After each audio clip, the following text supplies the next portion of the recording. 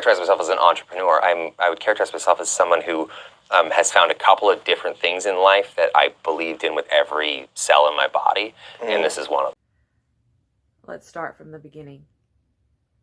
Ryan Reynolds, the youngest of 4 boys, was born October 23rd, 1976 in Vancouver, British Columbia, Canada. I was less like the youngest brother, but more like a moving target. You get by on your wits. That's how you do it. You don't get by on your fists. So, it was kind of a rough household. Got handcuffed to the fridge a couple of times. The last time I actually took the fridge door off with me. I was that scared and panicked. So, we're all super close now, but when we were kids, it was just every day was a new and amazing, messy, stabbing death. He has been involved in acting since the age of 13. Ryan played in a number of small television roles, including 15 from 1991 to 1993, a Nickelodeon series filmed in Florida with fellow Canadian actors. And what does okay mean? It means okay. I guess it'd be a little easier if Mom and Dad could talk on the phone for more than 30 seconds without having a major argument. Yeah, that'd be nice. Acting was a way to get out of the house. It wasn't really like a passion when I was a kid. It was something that I was already doing at home, to survive. So right. You kind of, I noticed when I was a kid, making people laugh was a great self-defense mechanism. It really helped me kind of navigate my way through my own home. But as a kid, it was a means to an end. It was just a way to get out of the house, and I could act. I didn't necessarily want to. I just knew I could. However, he would later become discouraged. After finding it hard to find solid acting roles, he quit acting at the age of 19 to enroll in Quentin Polytechnic University. I was supposed to be at Kwantlen University in British Columbia, Canada, and I did go there for 45 minutes and said nope, and I left. So I was there for a very short period of time. But life had other plans.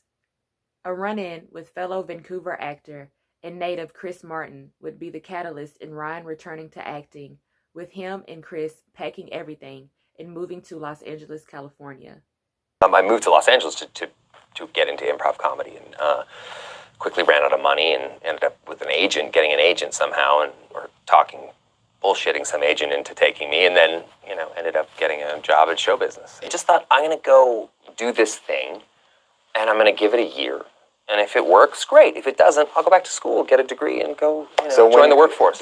Shortly thereafter, he took some small roles, including Glenn Close's Serving in Silence in 1995, and CBS's In Cold Blood in 1996. And by 1997, Ryan would land his first starring role of funny guy medical student Michael Bergen in The Two Guys, a Girl, and a Pizza Place, later changed to Two Guys and a Girl, which would debut March 10th, 1998. Captain's log, start 8. 6441. The Klingons have surrounded us and are attempting to board the Enterprise. Cook up. The show would initially begin with a rocky start, being panned by critics and desperate for attention. But despite that, the show would be renewed for a second season and go on to be a minor success before its cancellation May 16th, 2001, due to it taking a huge dip in viewership. I don't remember what I did a sitcom for 4 years, which was probably still the best job I've ever had, because it was the residuals? No, it had nothing to do with money. The best job I've ever had, because it was a live audience. It was like kind of what I wanted to be doing anyway, which was improv comedy and that kind of stuff. It was a live audience that would pour in, and then this sitcom world is about a 6 or 7 or 8 month at most job a year. I mean, this is you finish your season and then you're free.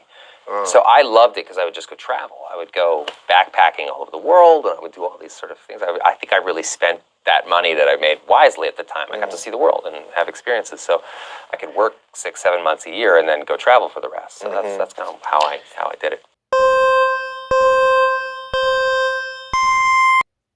However, Ryan would then gain attention in the 2002 National Lampoon movie Van Wilder, starring as Van Wilder. Oh, Mummy. His coolness is unquestioned. That ointment really worked. Thanks. And his exploits. I'm doing a human interest piece on you. Well, I'm flattered. I'd love for your piece to be on me. During this time, he would primarily be cast in comedies before eventually landing the role of Hannibal King in the 2004 movie Blade Trinity. The war against darkness alone. We use the humans to flush you out. Until now. Evening, ladies. This way! Who the hell are you people? My name is Hannibal King, and this little hellion right here is Abigail. He would continue his movie streak with his role as George Lutz in the 2005 remake of the 1979 film Amityville Horror and the 2005 cult classic Waiting. Hey there, Natasha. How's my favorite miner doing today? I'm only a minor for another week. Good answer. There's a time in life Hey, man, what's going on? when you almost have it all figured out. Did I just wake up and realize I'm a loser? Yeah, man. I want to be a teacher, or an electrical engineer, anything. Hey, could you put down the ice pick? But until then, all you can do Order out! is wait. Following those films, he would go on to appear in a string of other moderately successful films and TV shows, including appearing in the second season finale of Scrubs and the TBS sitcom My Boys. By 2009, Ryan would introduce audiences to Wade Wilson, Weapon 11, and a supporting role in the prequel X-Men Origins Wolverine. Great. Stuck in an elevator with 5 guys on a high-protein diet. Oh, wait. Dreams really do come true. So just shut it. You're up next. Thank you, sir. You look really nice today. It's the green. Brings out the seriousness in your eyes. Oh, my God. You ever shut up, pal? No, not when I'm awake. Wait, is that you?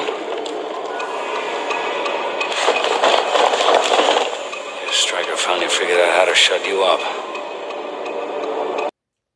But his career would soon take a major hit after Ryan took the role as the Hal Jordan version of Warner Bros. Green Lantern, being released on June 17, 2011. The film would bomb both financially and critically, proving to be the worst film of his career. His career would continue to decline with the films that would follow, including 2012's Safe House with Denzel Washington, and his next role portraying Nick Walker in the Universal film adaptation of Dark Horse Comics' R.I.P.D. Rest in Peace Squad in 2013.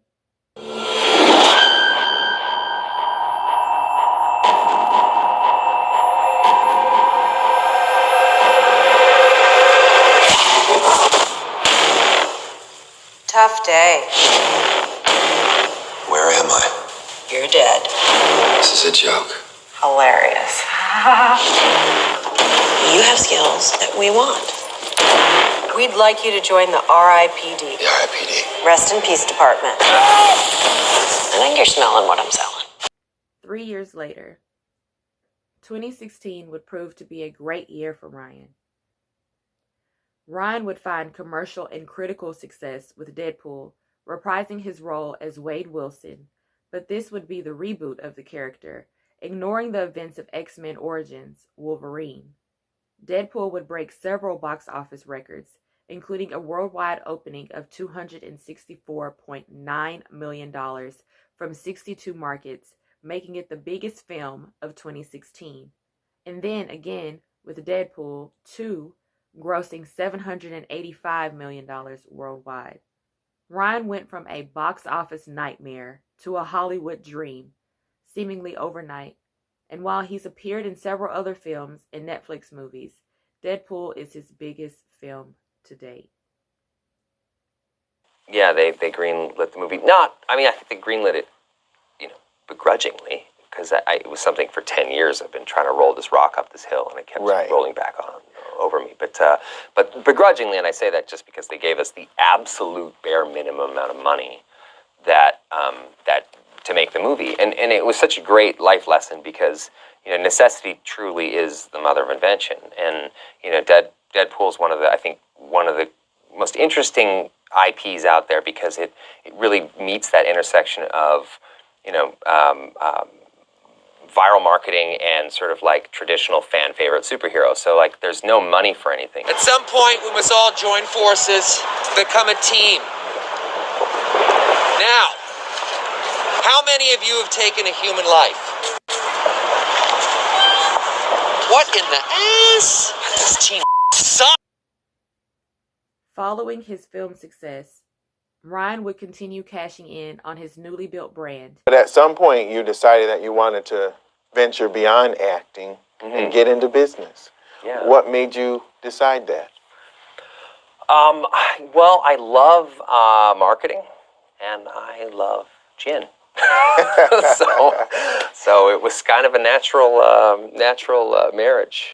And in January 2018, Ryan started his own production company, Maximum Effort, striking a 3-year deal with Fox. The company has created ads for a number of film projects and for brands such as Peloton and R.M. Williams.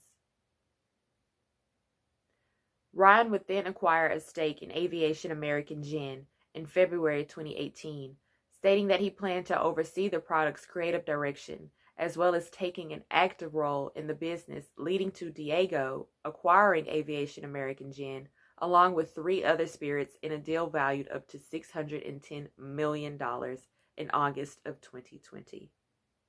Aviation Gin is a craft spirit, an incredibly fast-growing craft spirit of which I am one of the owners of.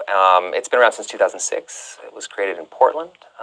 One of the only, it's the highest-rated gin in the United States, which is important. It's scored a 97 in Wine Tasting magazine, and it's actually one of the only spirits that was created through the collaboration of both a distiller and a bartender, which is, if you think about it, would kind of be the best possible way to create any sort of spirit. You have 2 people who are experts in their field coming together, creating the thing that I think consumers would absolutely love. So that's Aviation Gin in a nutshell, or a bottle, whatever you prefer. We would see Ryan again after he purchased an ownership stake in the wireless prepaid phone company MidMobile in November of 2019, owning 20 to 25% of the company. The only downside of the mobile company being that they use data deprioritization, meaning that T-Mobile, the network that they use but aren't owned by, can and will slow down the data of Mint's customers when the network is busy and instead direct bandwidth towards T-Mobile customers who pay more. The following November 16th, 2020, Ryan would invest £2 million in the Welsh football team Wrexham. It was confirmed that Ryan and its Always Sunny creator Rob McElhenney took over the Welsh football club Wrexham AFC after receiving the backing of Wrexham Supporters Trust after its approval by fan vote. And in February 2021, the Financial Conduct Authority approved their takeover of the Welsh team, making Ryan and Rob the proud owners of their first football team. So, yeah, really quickly, I just wanted to do an honorable mention about Blake Lively and Ryan Reynolds getting married on a plantation. Bro, I'm really about to get your pickle chin now, boy.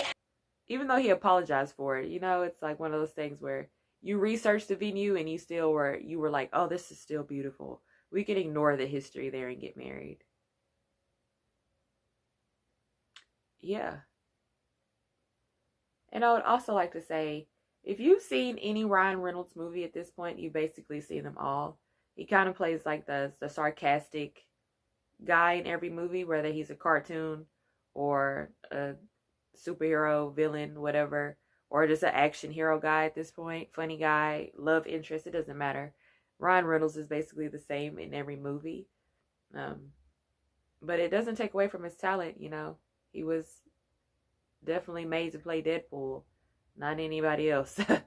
That's for sure. I will say that his most obnoxious film that he's put out is probably the movie with The Rock that he did on Netflix. Gosh, it's just a whole lot of unfunny banter that goes on way too long for the most part. So yeah. If you happen to like this video, please make sure to like, comment, and subscribe to the channel. And I will see you guys in the next one. Bye.